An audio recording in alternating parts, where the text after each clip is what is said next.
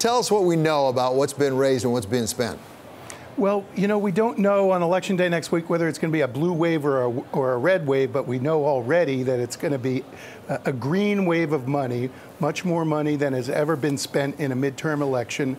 We also know that the Democrats have a pretty clear money advantage, and that's the first time that that's happened in a decade. The last time the Democrats had this kind of an advantage was in 2008, and that was Barack Obama's election to the presidency, a very good year for the Democrats.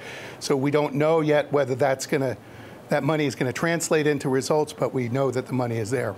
So how much of this money comes from the candidates themselves? How much of it comes from the party? How come it comes from PACs? There are so many different sources of this money. There's a lot of different sources, and this is what we were just referring to there was the candidate money, small, limited contributions that are regulated and limited by the FEC.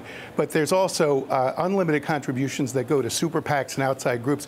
When all of this money is added together after the election, we're probably looking at over $5 billion. It's, as I say, by far more than has been spent in the midterm election.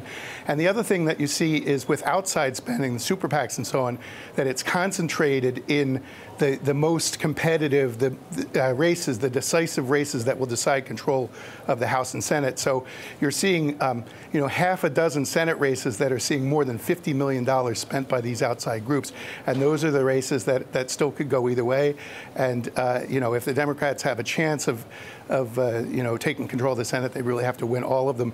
In the House, the story is different because all of the competitive races and the big money races involve Republican-held seats that the Democrats have a good chance of taking. So if they just take, you know, maybe half of those, they would take control of the House, and that's why they have a better chance of taking control of the House. So, Ken, in your piece, you go through these super PACs and things like that, and you break it all out about how much for the Republicans, how much for the Democrats, how much it's allied with party leadership, things like that.